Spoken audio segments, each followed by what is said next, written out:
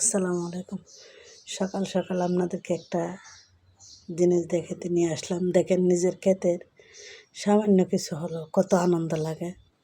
এটা আমার বারান্দা থেকে তোলা, এইমাত্র তুললাম। আমার বারান্দার গাছে আমার ছেলে লাগাইছে।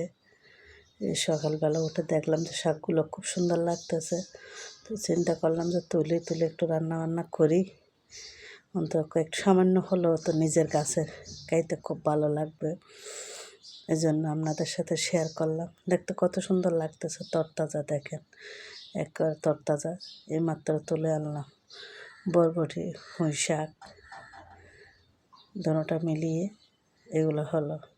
তা আসলে নিজের হাতে গড়ার যে কোনো জিনিসই আসলে মানুষের খুব আনন্দ লাগে তুলতে বা খাইতে, সেটা যত সামান্য হোক না কেন।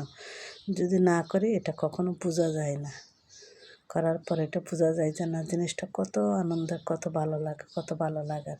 তা আপনাদের কার কেমন লাগলো কমেন্ট করে জানাবেন প্লিজ। জাস্ট আমি আপনাদেরকে শেয়ার করলাম আমার আনন্দটা। আসলে আমার খুব ভালো লাগতেছে, তো এই জন্য আপনাদের কাছে শেয়ার করলাম। ধন্যবাদ সবাই।